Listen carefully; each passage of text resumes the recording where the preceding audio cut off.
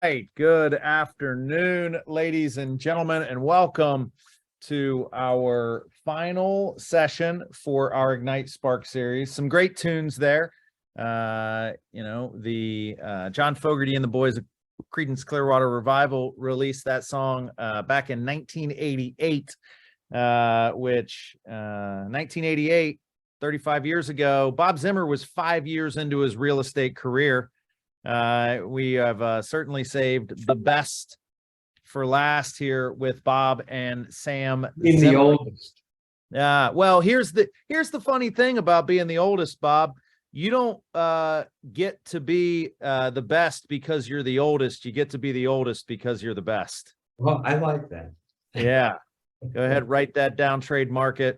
And it's yours, my friend. No, Bob Zimmer is entering his 40th year in the real estate industry, and has done a ton. If it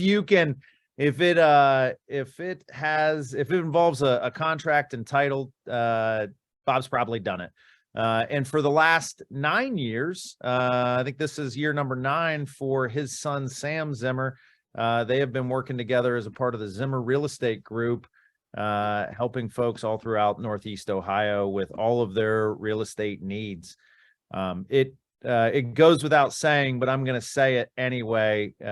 These are two incredibly talented, very smart, very diligent, very conscientious realtors who take amazing care of their clients, have great follow-up, great marketing. They're good in every phase of the game. And today they're going to talk to us about winning the buyer.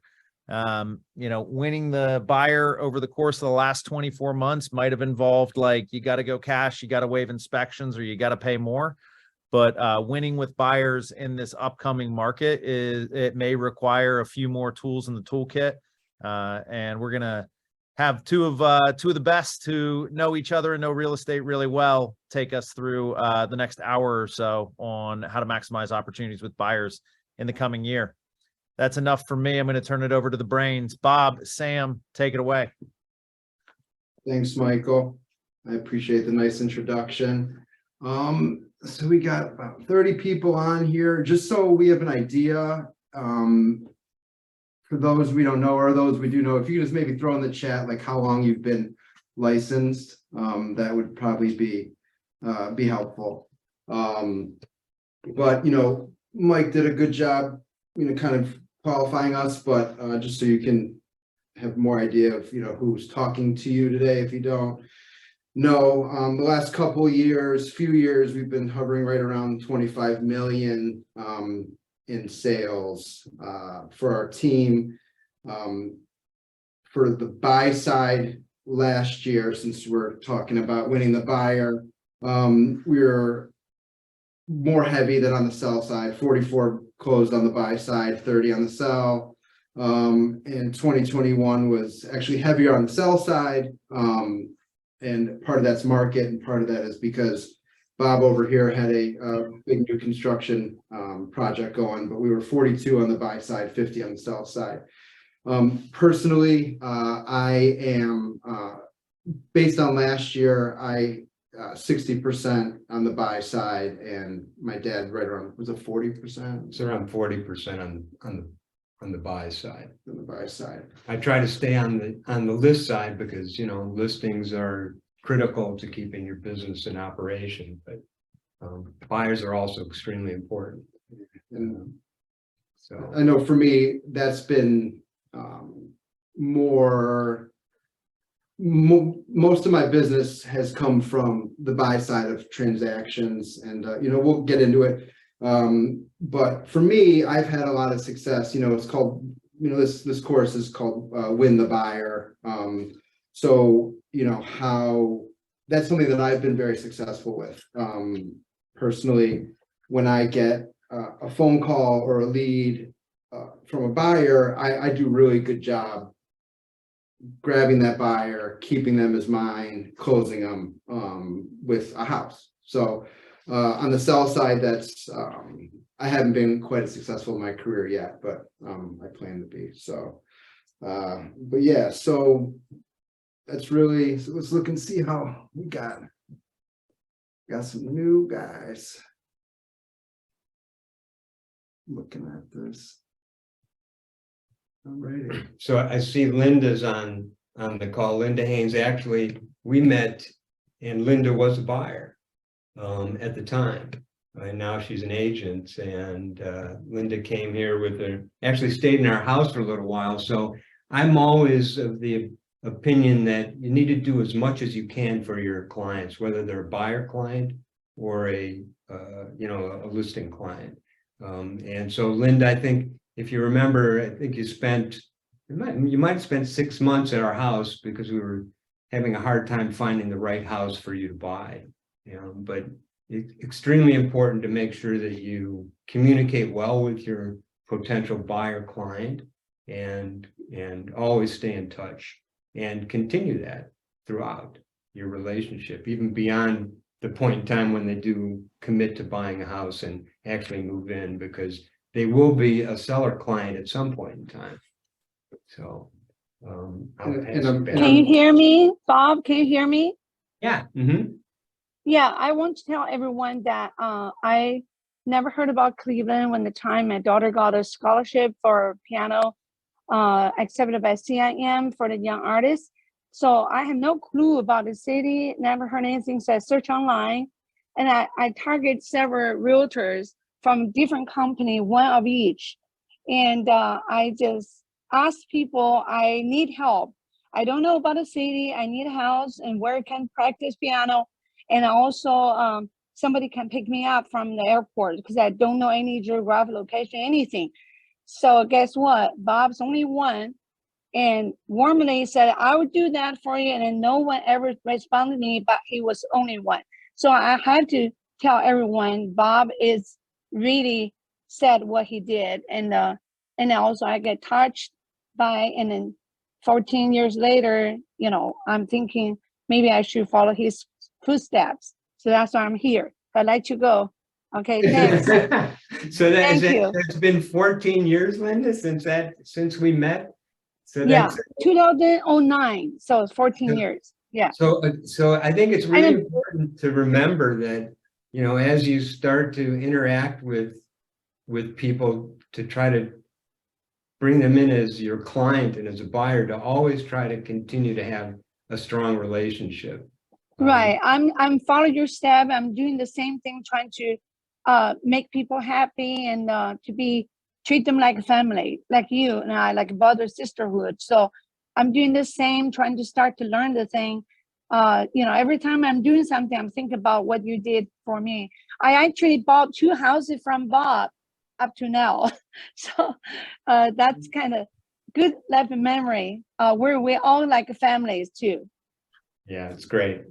So we were fortunate to have you at our house because you did some great cooking too for us. So there was a little bit of a perk when we first met, and we got some great music from your daughter. So when I guess Linda, you could help with this part. We're kind of jumping around, but since we're here, so was it an internet lead? How'd you guys get, do you remember?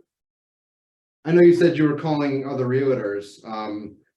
Was it you just find them on Google, or how did it come about? I searched on Google and I found those realtors who have all the full information. I did the same thing. I didn't know who would be respond to me. I didn't know that would work. So I came from a sales background, so I knew how I serve people. I took a lot of people from the airport as cold prospect, and people search for help. So I did the same thing, asking for help from all the realtors, different profession. And Bob was only one. I did for Howard Hanna, every single thing. Actually, at first one I expected Howard Hanna because they had the most ad, but there's only one from Keller Williams, Bob. And then I picked one of each, and I only got one response. And then we become family today. So I'm thinking, why Keller Williams is great. I didn't try to believe in Bob about to join Keller.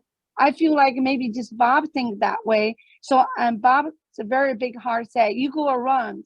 So I went around everyone. So I was really at the end proven Keller Williams definitely is where I should come. And so far I'm here. I'm trying to learn everything now. Yeah. Thanks for raising your hand here, Linda, because I think it's really important to make sure that people understand how important it is to keep relationships going.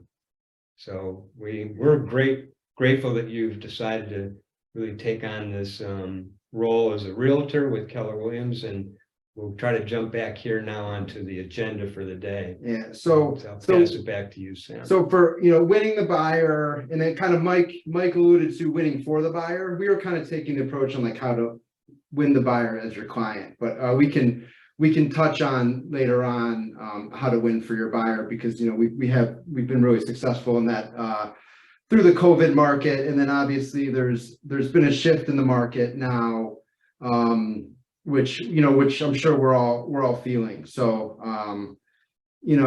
if I can, I'll just share my screen real quick just so you can see this.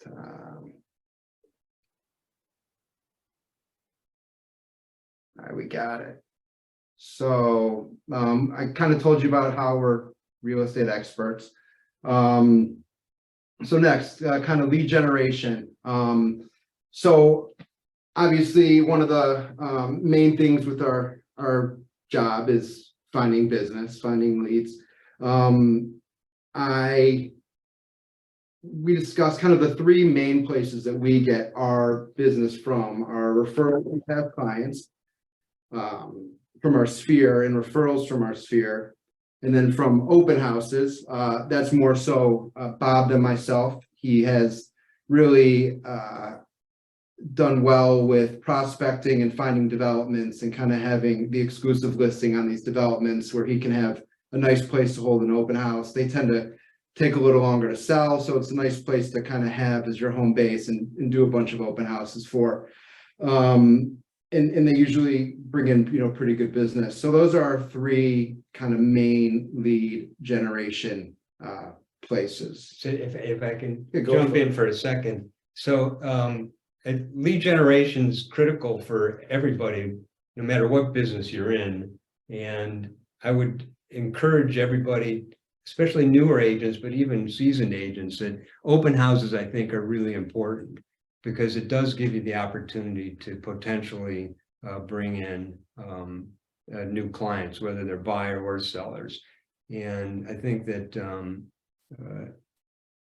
lead generation should be on the top of everybody's mind every day, and we should always be lead generating, whether you're standing in line at the grocery store or you're at a party. You should always try to make sure that you keep real estate as a top of mind and bring it into conversations when you have the opportunity.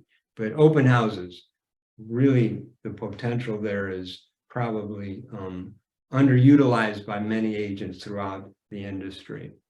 So I think Sam's got our buyers, sellers on the. I know if you guys were on some of these other Ignites this week, I'm pretty sure this slide was shared.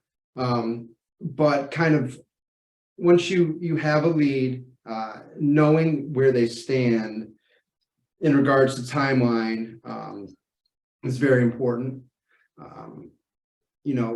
In order for it to be a real buyer, they need to be able, pre-approved, financially able, ready to pull the trigger if the right house pops up, and willing to write the offer, which sometimes, as we know, it can be hard for people to write that first offer.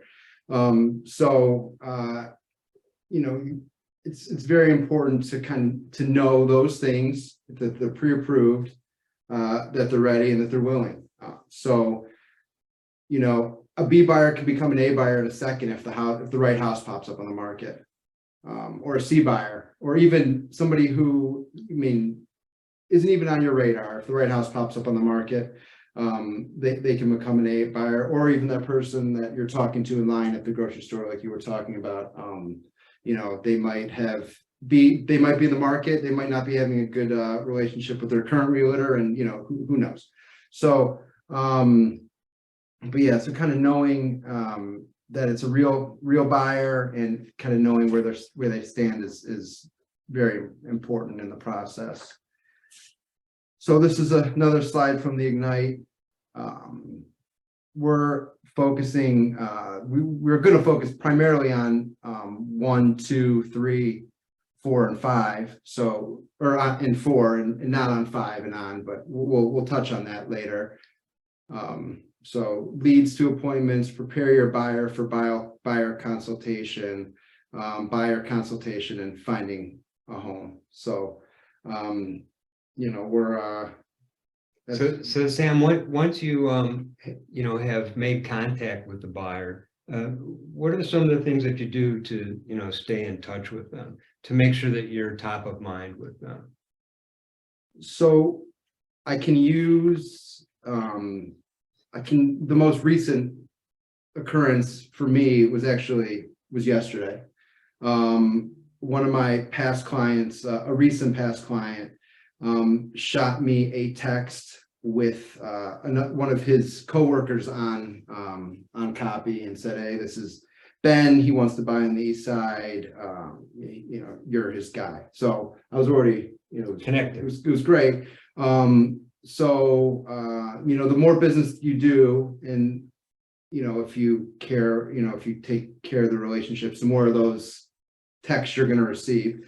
But so for me, I thank Luke, my client, and I, just not to bog up his Email or emails. text? Yeah. I mean, I simply started a new conversation with With the lead, with your new buyer. with my new buyer lead, and set him up for a buyer consultation on Monday night, because that's when he's available. So getting that appointment is imperative. It's imperative. Like, I know if it was somebody who I was kind of more concerned about, maybe he's going to talk to somebody else, or I would have made it more of a point to make it happen like yesterday Right. or today, but it's just one of those things. Because I think in pertaining to the last conversation, he's probably a C because buyer. because he's a couple months out. So, but yeah, that's the immediate, and then just kind of go from there. So when you get a lead from a past client or a sphere, someone in your sphere, what do you do? How do you follow up with that person, the person providing you with the lead? I mean, like you said, you don't want to clog up their text or their emails. Do you do any, like, do you send them a gift? Do you stay in touch with them on a regular basis? How does that work? So this particular one, Uh-huh. his family has kind of become one of those like raving fan Yeah. type. So to keep them as clients, I stay in touch with them often. They're on my Christmas card list, send them stuff at the end of the year, every year. On social, if they post pictures of their kids, I always try to comment. Just as many touches as possible. But yeah, that's So I was listening to something, I think it was on TV on the news the other night, where there's some conversation about notes, writing notes, handwritten notes, to your clients or to your potential clients. I'm not sure how many people in our audience today do handwritten notes and follow up with potential lead providers, but I think it's really important to do that. Personally, I don't write handwritten notes because my handwriting is terrible. So I use a program called Send Out Cards, but I think it's good to try to get into the habit of making sure that you continually connect with your sphere, with your raving fans, and because that will provide you potential buyers and sellers. But you're very successful with following up on buyer leads. So, which is a miracle, because I don't really have many systems in place. So I'd probably be pretty dangerous if I did get more systems in place.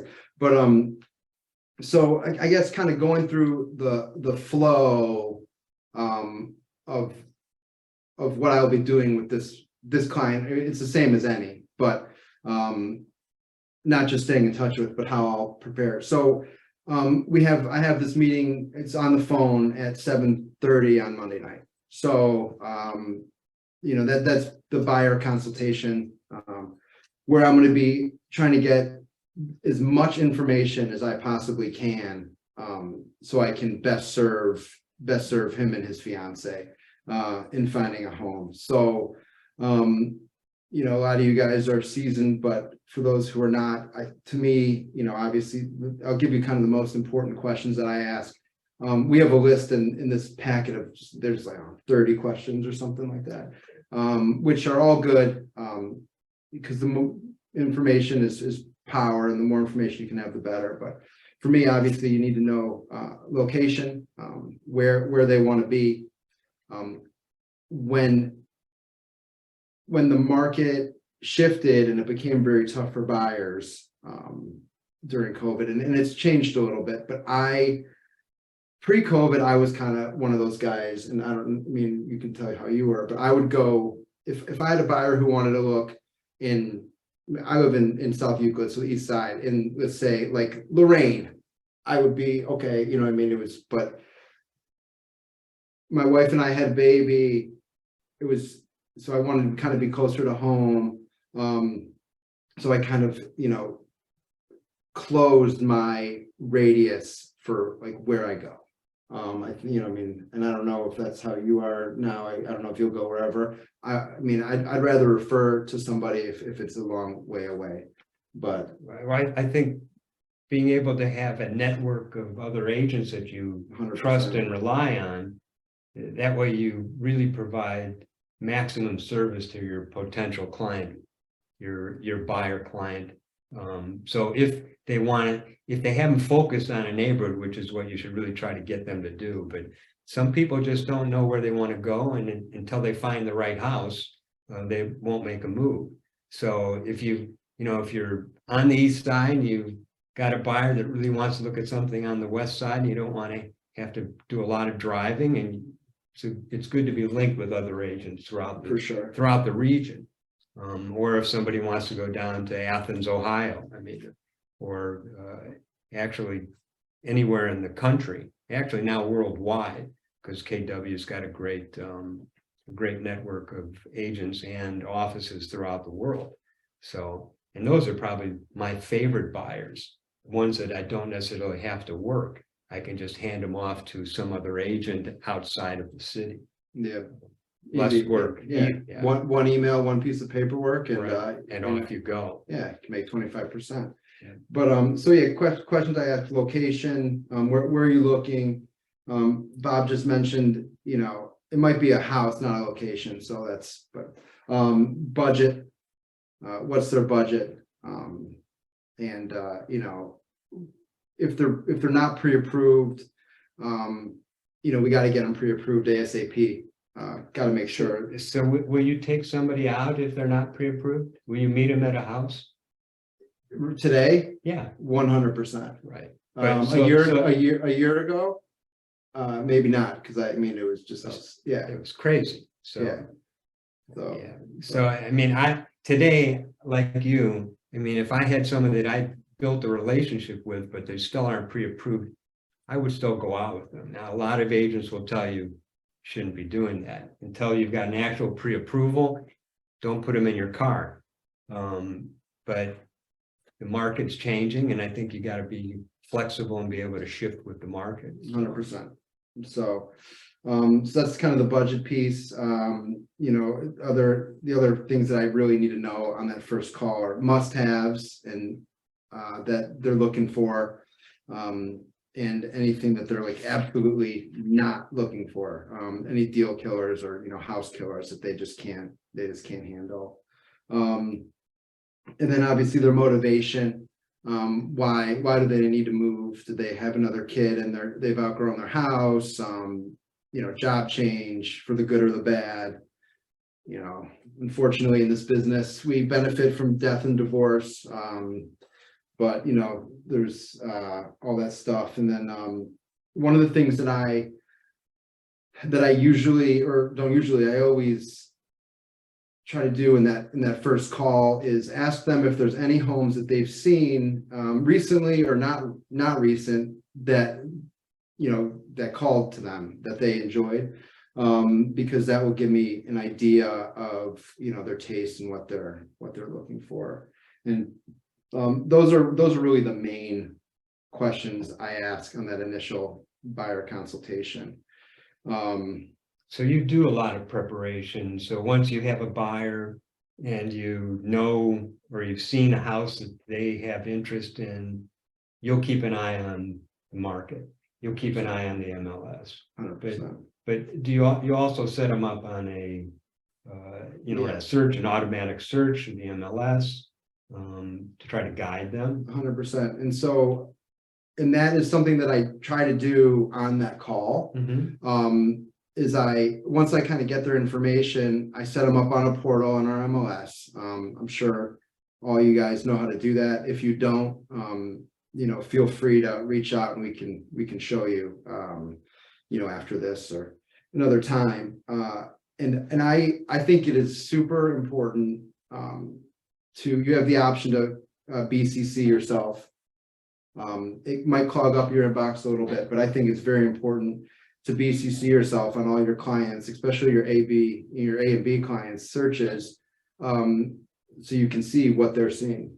And then I also think it is very important that if you see one of these homes come across in your email for them that you think might work. I mean, I think it's super important to shoot them a text and be like, hey, did you see the house that just came on the market on Burnway? I think it'd be perfect for you, because then they know that you're working for them, you're looking out for them. And so what do you do when your buyer client says, hey, I really like this house and we missed it.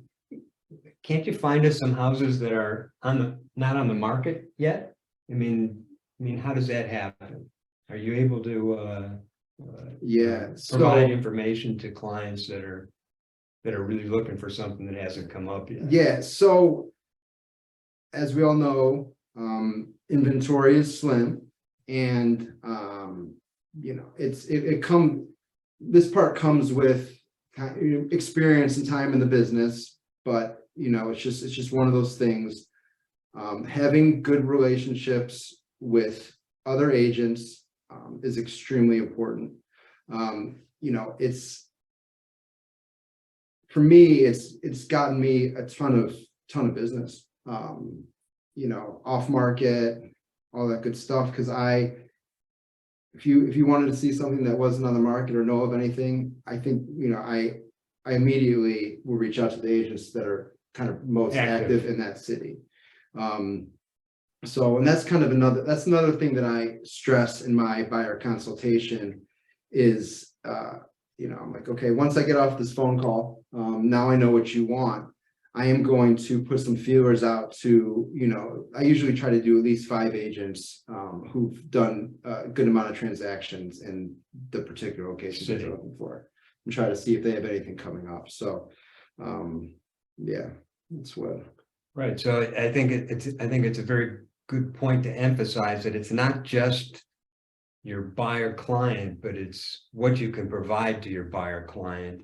And by networking with other agents and just keeping your finger on the pulse of what's happening in your neighborhood or beyond is critically important to be able to help grow your business and strengthen your sales. Very. And if you find your client something that's not on the market, they think you're a superstar. And then they tell their friends, and then they refer you. Yeah. Their friends to you. Yeah, and that's been something that I know we've both had, good success doing in the last, our careers. So, I think something else that we should probably talk about, and that I like to kind of explain during the buyer consultation is, explaining what it looks like, not only what it looks like, from start to finish of the real estate transaction, because it's good that they kind of have some sort of idea of what's to come once they actually do find a house. But I think it's super important to let buyers know like how we actually earn our living, because I feel like most people who aren't in the real estate business, they have no clue about like who pays the commission and all that good stuff. You know, I think letting them know that that you work for them, but they don't have that, they're not required to like pay, they're not paying me, you know, to help them find a house. Not directly. Not directly. I'm gonna find them that house. You know, we're gonna negotiate on that house. We're gonna get that house, and then, you know, the seller is gonna be the one who really pays me as the buyer's agent. So that sort of segues into, I think, what an important part that maybe I'm jumping ahead here, You but know, jump all around it. so buyer's agency agreement. Yes. I think we have a copy of that we could share with people. So I know that from my perspective, and because I've been in the business for quite some time, I grew up never using a buyer's agency agreement. And I think that a lot of people are starting to use or have been using them. And I think that it's an important document to at least take a look at. And I think it's up to each individual agent and how their connection is with their potential client as to whether to use this buyer representation agreement or not. But it is just like a listing agreement. I don't think it has quite the legal standing, but it does provide information to your client, your buyer client, and let them know what the process is, but it also lets them know how you get paid. Because there's nothing worse than, you know, working with a buyer and then all of a sudden you're talking to them on the phone and they say, oh yeah, I found this house. I went into an open house and I made an offer with the agent sitting there. And they sort of forget about your relationship. Now, a lot of times having this, depending on who your client is and what the relationship is, will at least keep you on top of their mind in regards to what their obligations are to you, because you're basically putting your time and energy into helping them find the right property. They need to put their trust into you and their commitment to you as well. So I think maybe we should take a quick walk through that. Yeah, we can. I guess, you know, and maybe we should ask the audience here, and maybe you could plop it into the chat room. Do you use a buyer's representation agreement or not? So if everybody could maybe just take a quick moment and respond. Maybe some people have never even seen this agreement. So, you know, we it's funny that, you know, we were asked to do win the buyer, because neither one of us do much when it comes to using this. So and then, well, to be honest with you, I've never used it, and I probably shouldn't be saying that in this group of people, but it's, I think it's a tool that if you're learning how to get into this business and you have the opportunity to use this, I think you definitely should use it. yeah, it's so sometimes, does anybody use it on a regular basis that's watching us today? looks like some people. Yeah. Yeah, let's Good. see. Somebody's never seen it, so I'm very glad that you've seen it now. You know, it's yeah, let's see. People use it. Look, Yeah, it's so it's good. Yeah. I think if you have a good enough relationship with someone where you feel comfortable putting this in front of them, and actually you should just do it anyway, even if you don't feel comfortable. Of course, it's easy for me to say, but I don't do it. Yeah, So- I mean, and there's, you know, obviously there's some objections, you know, some responses to some objections as to why you're doing it, but I have used it not many times. And you know, it's definitely one of those things for me. I haven't lost many buyers where I've, you know, showed them some houses and they've gone and bought with somebody else. It's happened, but it hasn't happened a ton. This kind of lays it out there. This buyer's representation agreement kind of lays it out there that there's an agreement in place between you and that buyer. You know, you have your fiduciary responsibility to them. But I think, you know, it does add like a nice sense of, I mean, it's just, I don't know, it just kind of adds more skin to the game. Does. And I think the other document that goes along with this that I think is extremely important and probably hasn't been talked about much during any of these sessions, or at least the ones that I've been on, are the Consumer Guide to Agency. So that should be the very first thing that you would present to your potential buyer client, so that they really know what your position can be in Ohio. You know, whether you're a listing, representing a listing, or a buyer, or being a dual agent.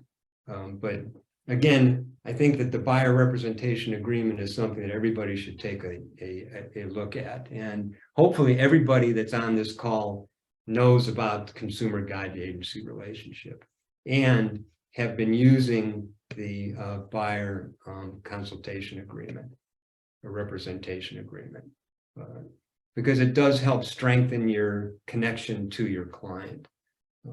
So I think that we should make a commitment to each other to start using 2023, 2023. the year of the buyer's representation agreement. Right. But and this can be found in your in .loop for anybody who, you know, hasn't seen it, or you know, that's where it is. So but this actually had, So we were talking about also maybe potentially doing a little bit of role play in regards to you know, buyer and agent.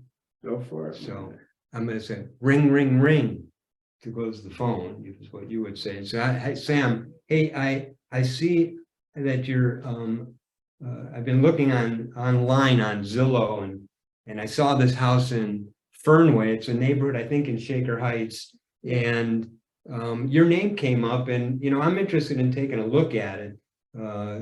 Would you have time to show it to me? Yeah, what's your name? I didn't catch it. My name's Bob. Hey Bob, nice to meet you.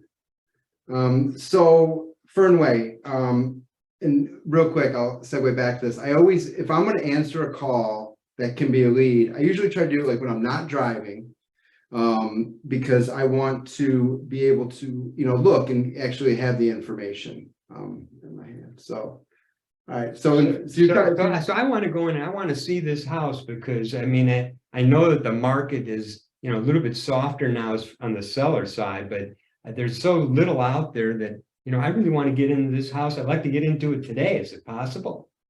It is possible. Let me ask you a few questions real quick, Bob. You pre-approved? What's pre-approved? Yeah, I'm pre-approved. You mean as far as, you know, getting a loan? Yeah, I've got a letter from a lender. Okay.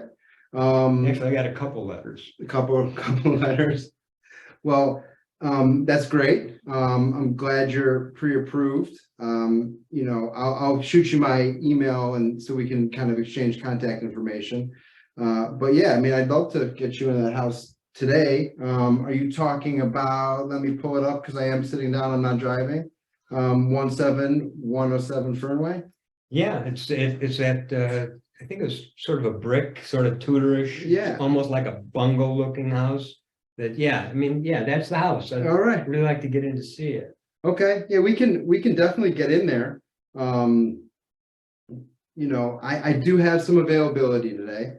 Let me call the agent and kind of see what's going on with it, and you know, see if there's any offers, you know, see if there's any information that might help us along. What time are you available? Well, you know, I work pretty much 9 to 5, so it'd have to be after 5, and I'd really like to have my wife and my kid be able to come with us to take a peek at it.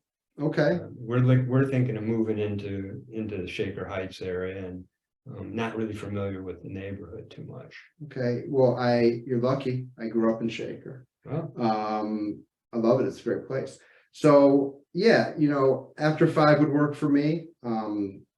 You know, I will be home in a few minutes, and I will reach out to you, and I will get some you know, some more information. I want to get that pre-approval letter.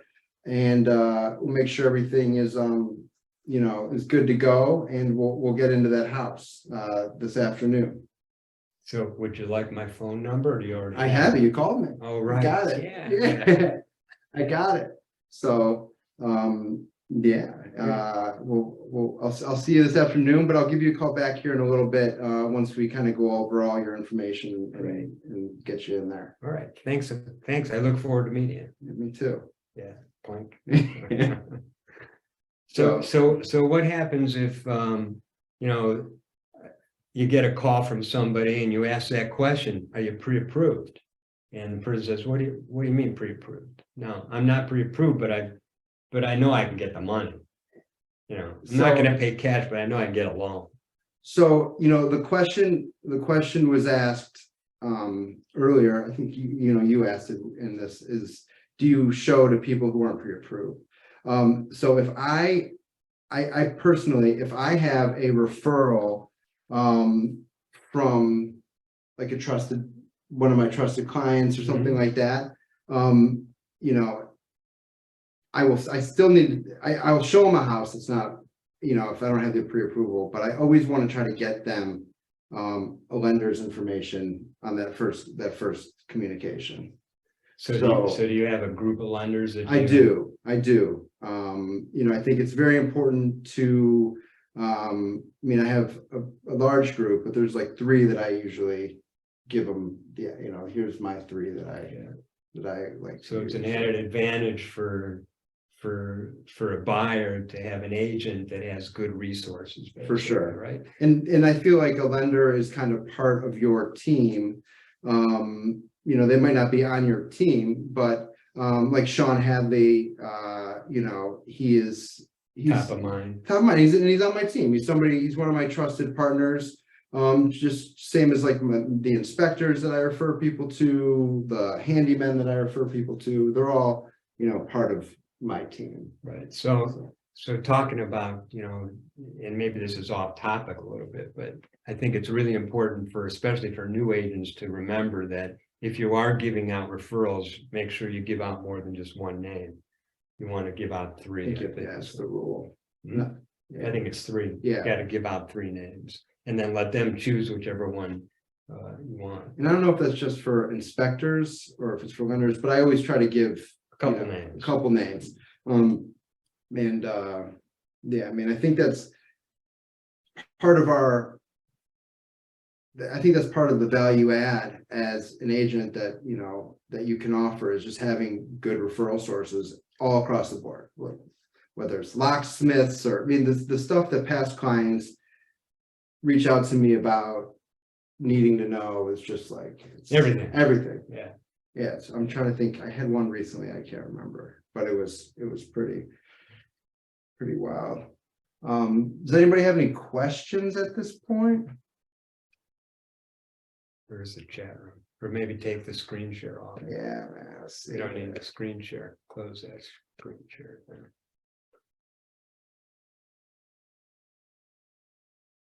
Well, so here, I know Sam is probably not going to like this, but I want to try to get some interaction with our audience here today.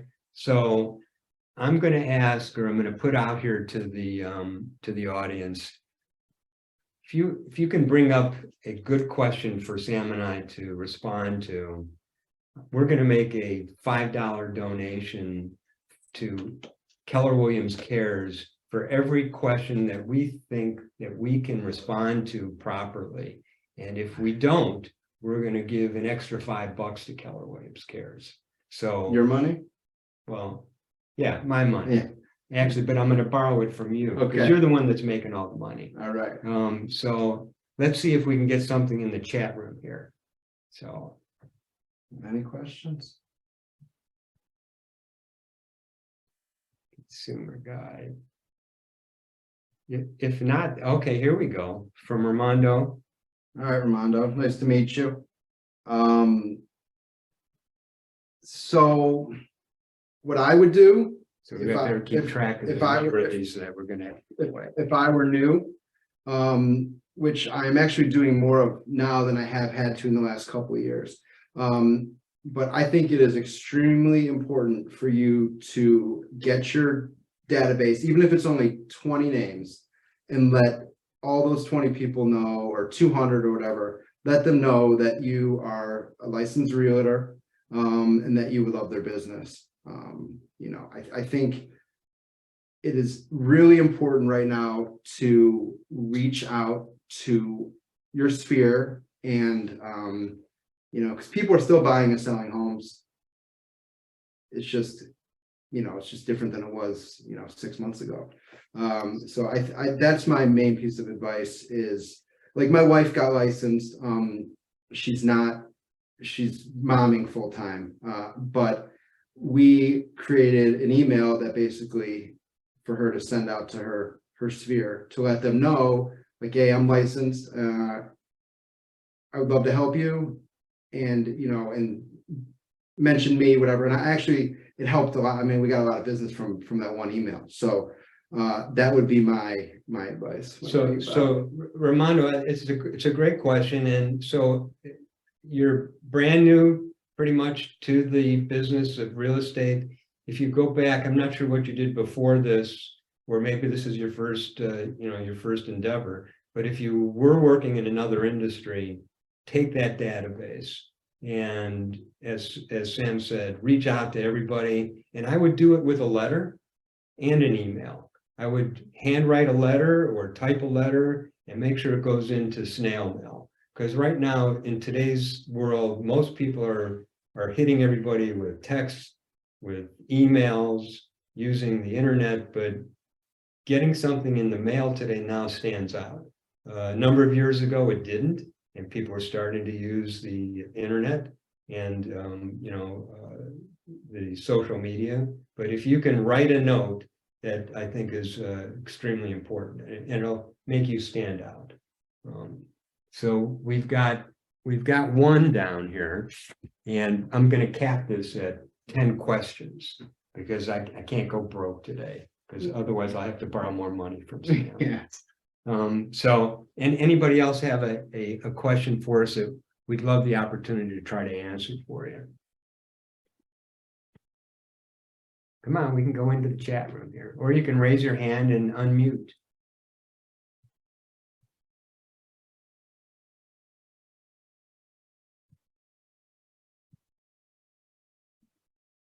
Not seeing any, Bob. Okay, well, let's see. Maybe I've got a question for you. You can donate even if the question's coming from you. Yeah. So Sam, what would you do if you have a client that is you have a seller client today, wants to sell their house, but they want to move, and they're going to move out to Texas. Okay. And they're getting ready to make this move. What would your first step be with them, besides getting their house ready to sell and getting it up on the market? What would my first step be with them? In order to capture a potential buyer side. So, well, one of the first steps would be to try to get them in touch with an agent in Texas. Mm-hmm. So how would you do that? I would, you can do it through command. I know that for a fact. And I have done it that way. So that's probably what I would do. I would do some research. I would I wanted to see what they're looking for in a buyer's agent, if they want somebody on a team, if they want a solo agent. And I would do some research, and I would link up through command and followed up by text. I actually just got a referral from somebody I've had no clue who he was, from an agent in California. Right, great. A couple weeks ago. And then they what's that together? Anyways, and advertise on their pharmacy. Well, we'll get to that. Yeah. Finish. That's the question for you that I wanted you to ask. And then usually what I'll do when I get a new listing lead is I say, hey, do we want to put this on the market? Do you want to try to sell it off market? There's different benefits. We can go into another talk about that. But if they want to try to sell it off market, I'll reach out to, opt out of the MLS and all that good stuff.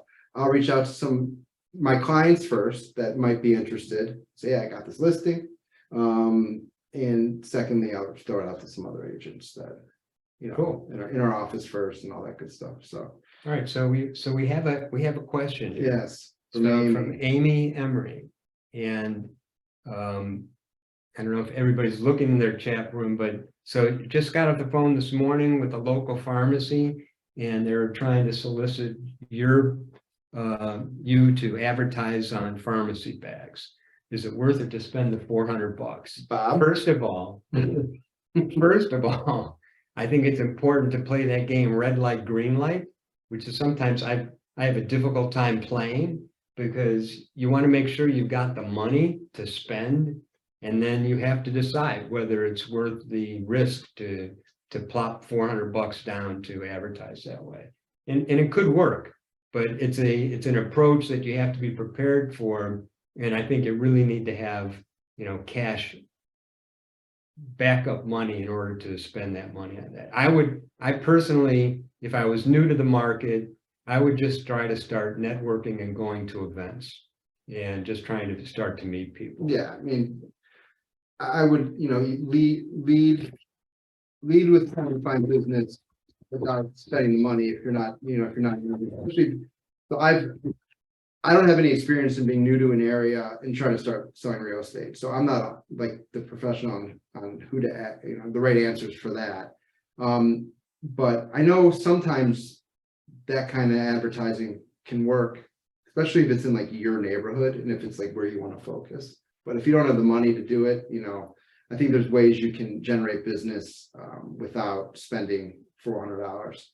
I mean, you could, you can knock on doors, you can, but advertising, I think you just have to be prepared, and you have to put together a budget for that.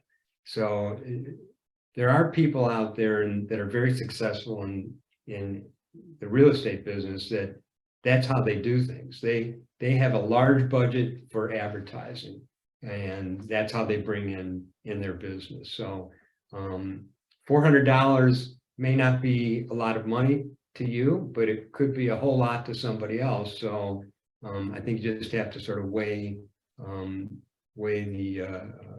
pros and cons, and be prepared not to get any business from it.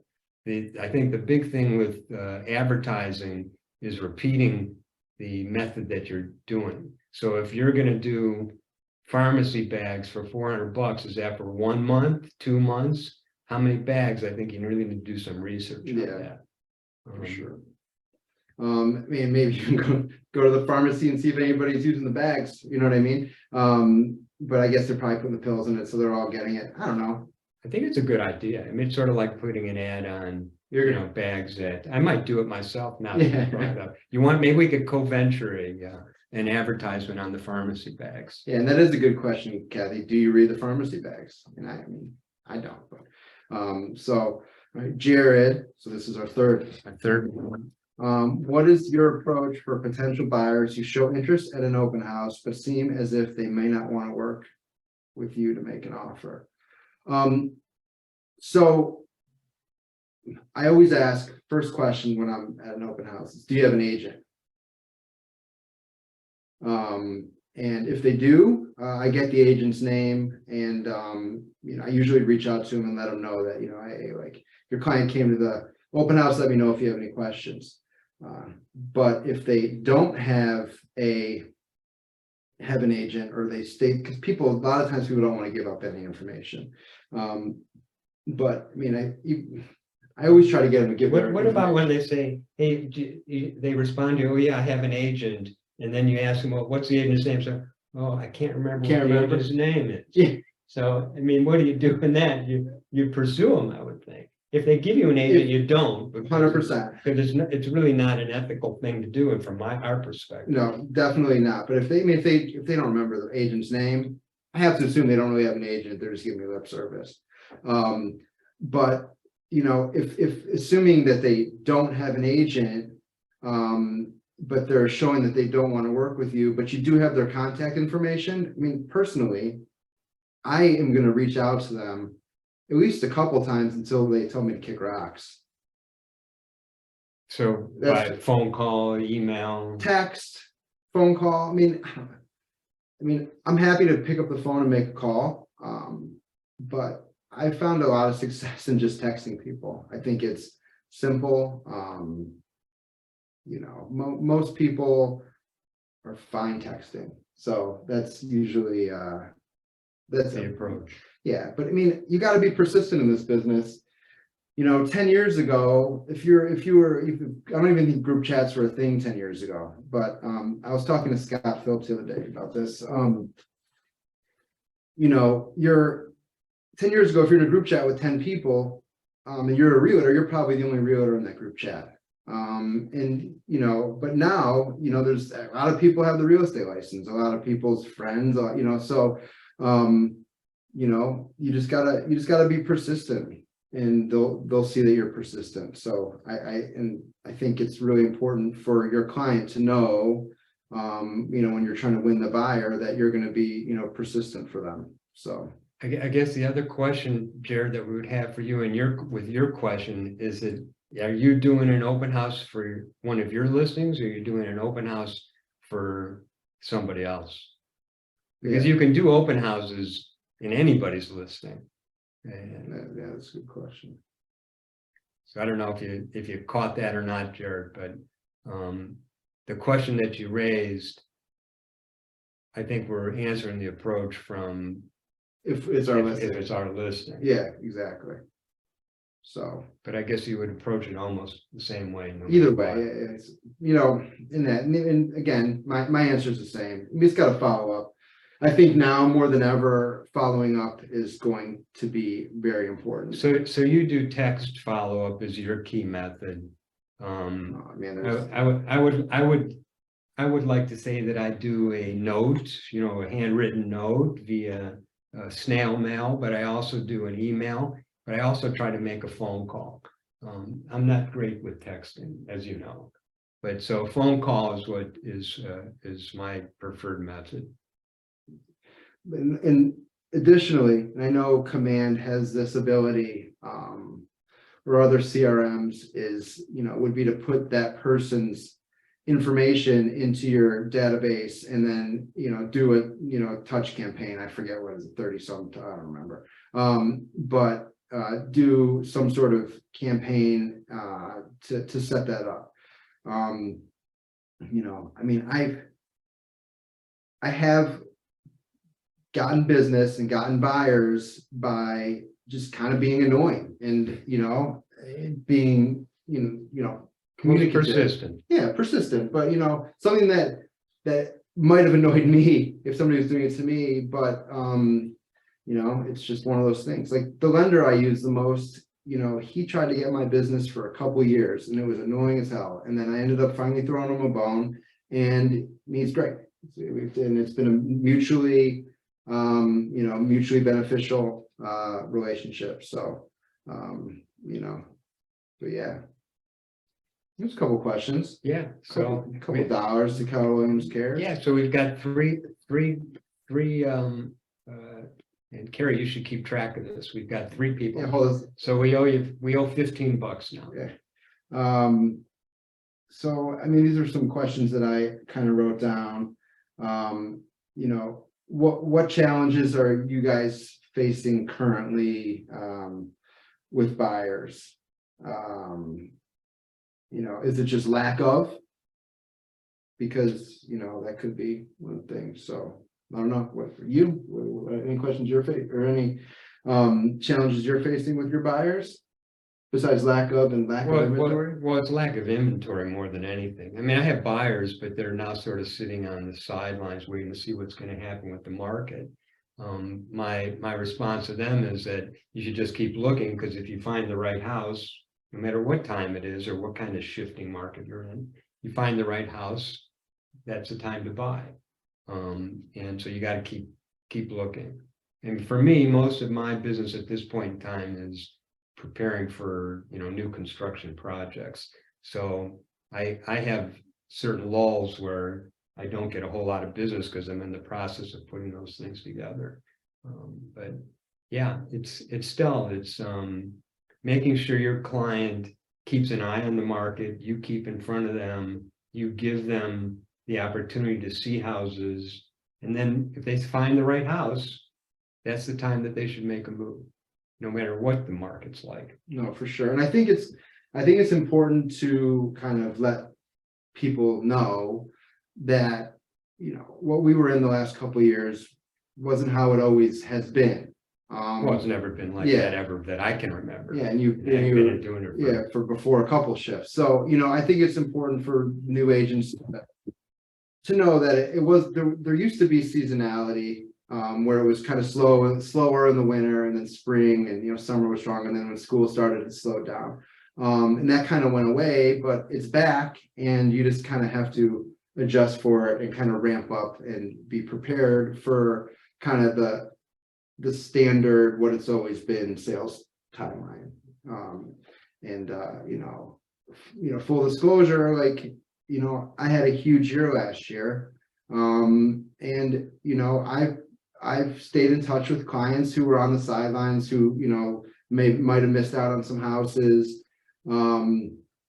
Decided to, you know, take a break from looking, and then rates went up. So they're kind of, you know, still on the sidelines, but they've dipped a little bit. You know, I stayed in touch with them, but things are slower, you know, slower for me, slower for Bob as well. And I think it's just, you know, it's important for people who, you know, I think a lot of, you know, with social media, you post stuff, everybody looks busy. Well, not everybody is. So you're not alone if you aren't, you know, jammed with business. So, you know, it's about sticking to it. It's definitely working it. And if you don't work it, it's not gonna happen. So even when business is easy, you still have to work it. But when business is slower, you got to work harder. Yeah. And you really have to stay in front of people, and you just have to be out there. So again, I would go back to, if you're looking to try to find buyers and keep them, is to do open houses, because then you get to meet someone face to face. And that's, you know, we went through that, 2 years where you couldn't do open houses. Yeah. And now that you can do them, I really think, you know, it's important to, you know, reach out there, and whether you have a listing or not, you can reach out to the office. And I'm sure that there are plenty of agents out here that have listings that their clients would love to have open, and they're just not interested in holding them open. In the Facebook group too. I know a lot of people, I see people put stuff in there. So let's see, questions to ask for participation. I guess, you know, for those that are finding success with finding buyers, you know, what are you doing? You know, is there anybody, you know, involved today that, you know, they're doing stuff that is actually, you know, been successful? Because we'd love to learn more ways to do it. Yeah, right. So if you're still on the group, and I see we're starting to lose some people, but if you're still active in this session, and you've got some thoughts or ideas of how to get buyers or how to keep buyers, because it is difficult to keep a buyer as well, especially if they're not able to get their house that they want. If you have any thoughts or ideas, be great for you to raise your hand, you know, either put it in the chat room or put it up, Yeah. voice it up there. Otherwise, I think we're good to go. If anybody has any more questions? We got off lucky. $15 isn't much. Yeah. We'll round it up a little. Yeah. I have a comment. Right now I'm in Costa Rica, and we are in a buyer's market, and it's been so difficult to keep buyers because they have so many options out there, and they can be pre-qualified or whatever, and they just go and find options in actually, I haven't used the contract that you show about buyers, but it's being hard. So So are you talking about saying the fact that they have options as in like using other realtors? Buyers have a lot of options in the market right now because we are we are in a buyer's market since a while already. So we show homes and they have plenty options out there. So whatever you recommend, or if anyone has recommendations, I will appreciate very much. So when you say that they have plenty of options, are you speaking of options as far as product, houses to look at, or Many options? houses. Oh yes, Many many houses to Yeah. choose from. Well, I think the challenge is trying to get people to focus in on what they're really looking for, and then, you know, no house is going to have everything that No- somebody wants. And no house is gonna be perfect. Right.